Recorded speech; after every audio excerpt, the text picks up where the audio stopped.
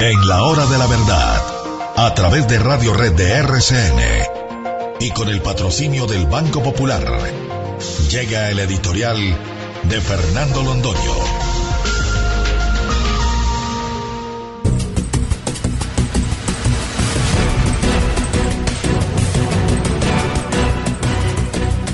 Cuando se discutió en el Parlamento colombiano, o en el Congreso, porque allá es poco lo que se parlamenta, la última reforma tributaria, los congresistas del Centro Democrático, y habrá que decirlo también, algunos congresistas que no son del Centro Democrático, pero que son de la oposición, levantaron su voz para decirle al gobierno que esa reforma tributaria era la ruina del país, porque suponía que todos los esfuerzos de la nación se iban a concentrar en el Tesoro Nacional, mientras que no quedaba ningún aliciente para la inversión. No se ha descubierto en el mundo ni se podrá descubrir un sucedáneo de la inversión como motor del desarrollo económico. El desarrollo económico se hace sobre la base de recursos puestos al servicio de un proyecto productivo. Otra cosa es imposible, es inimaginable. El tema está simplemente en saber quién pone esos recursos. Y ha habido sobre el particular dos propuestas distintas a lo largo de los últimos 200 años, para no ir más allá en el curso de una historia que ha sido complicada. Algunos han sostenido desde los comienzos de este debate que quien realmente es capaz de producir es la libertad del empresario, la libertad del hombre, la libertad de los pueblos, de las gentes, de los grupos que se conforman para tener una producción detrás del aliciente de los rendimientos que esa producción trae consigo.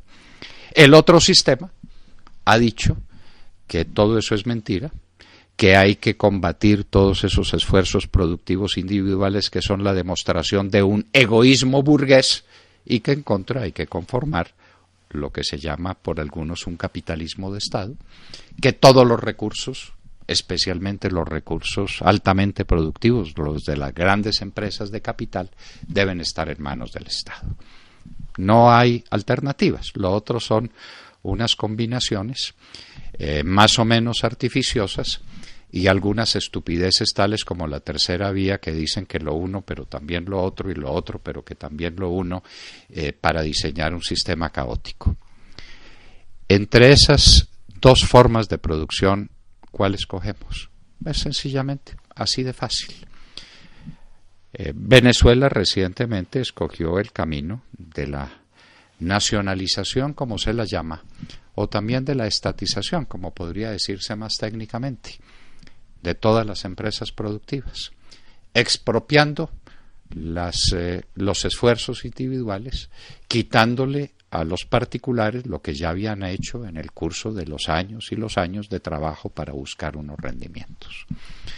Aquel grito feroz de ese tiranito de opereta que era el coronel Chávez, gritando exprópiese, exprópiese, exprópiese, es la imagen de esa figura, quitarle a la gente lo que tiene para concentrarlo en manos del Estado. Muy bien, eso es una política, la había ejecutado muchos años atrás Fidel Castro en Cuba, quien no gritaba expropiese, expropiese, expropiese, sino que hablaba del capitalismo burgués, del imperialismo yanqui y de sus aliados, que eran los que tenían bienes de producción en Cuba. Los tiró al mar, los sacó para los Estados Unidos y se quedó con todos los medios de producción.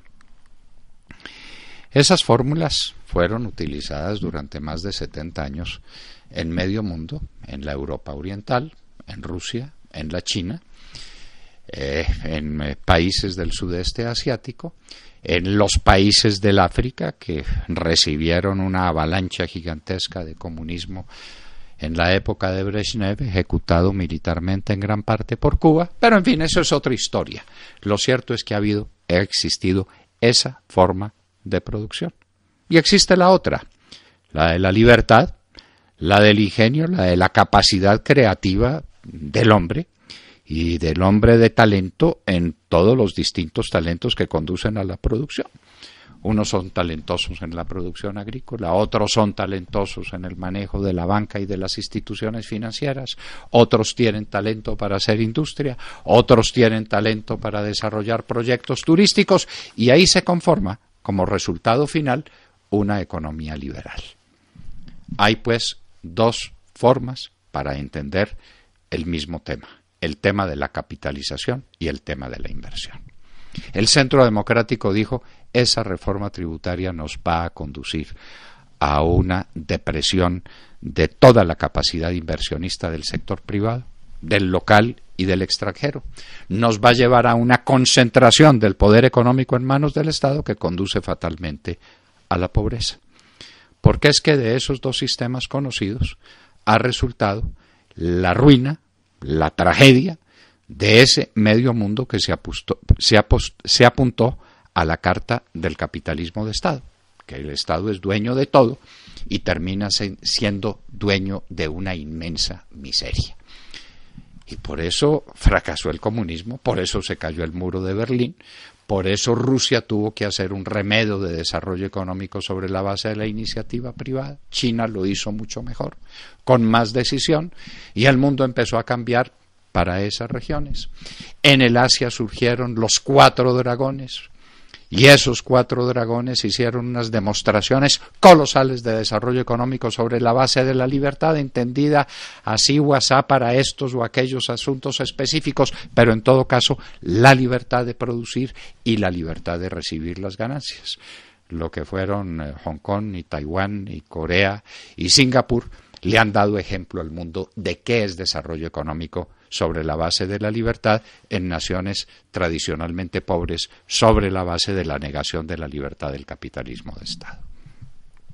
Pues Colombia, a través de Juanpa, y desoyendo las advertencias que se le hicieron desde tantos sectores, tomó por el camino de la estatización o de la nacionalización, de la concentración del poder económico en manos del Estado.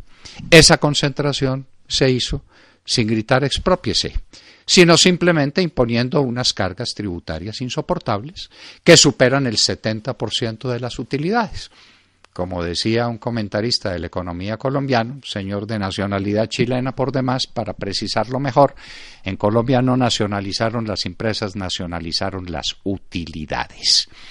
Y con las utilidades se quedaron con unos majaderos que administran unas empresas, pero en favor del Estado.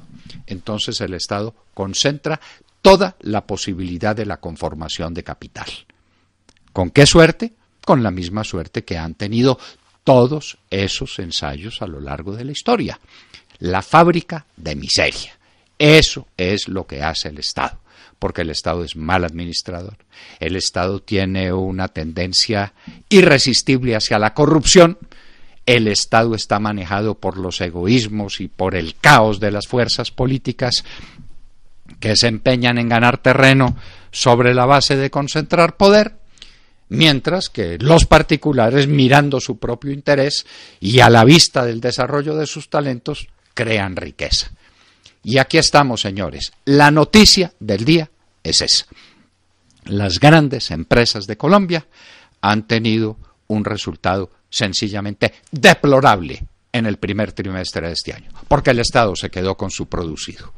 Las empresas han perdido más del 70% de sus utilidades y se las han traspasado al gobierno nacional para que las malbarate, para que se las roben, para que las despilfarren. Lo demás, una carga, como siempre, de promesas y de artificios para cautivar un auditorio de imbéciles. Eso es lo cierto. Y esto fue una idea bien concebida desde el punto de vista de ellos, hay que entenderlos, unas avalanchas de publicidad, unas avalanchas de promesas sobre una población cautiva e ignara que no reaccionó a tiempo. Le quitaron a los empresarios los medios de expresión que son los gremios y convirtieron los gremios en sucursales del poder del Estado, una operación bien dirigida en ese sentido, y ahí están los resultados.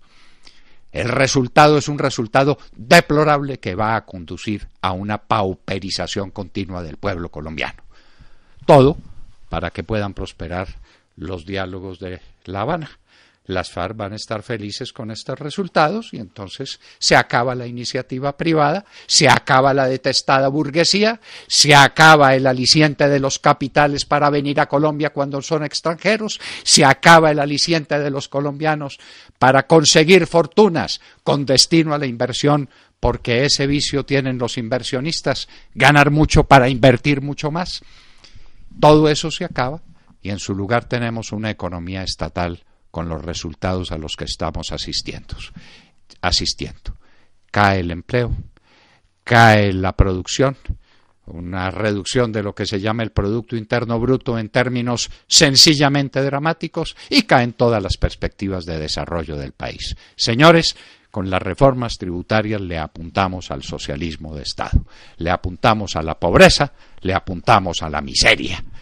Y no hubo una clase empresarial que levantara su voz, porque los empresarios han quedado cautivos en esa trama combinada de la publicidad estatal y del miedo, que es una de las fórmulas más detestables de las tiranías.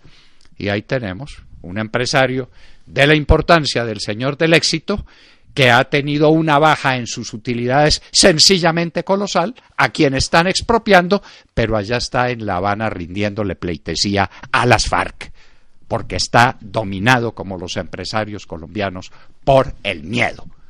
Señores, en la hora de despertar, las realidades económicas de este primer trimestre sobre las grandes empresas del país lo demuestran. Juanpa se quedó con el país. Las FARC se quedaron con el país. Estamos asentando las bases de un comunismo que nos va a conducir a la miseria y a la esclavitud. Es el momento de levantar la voz porque no hay otro. La otra oportunidad que se tuvo a raíz de la reforma tributaria se dejó pasar.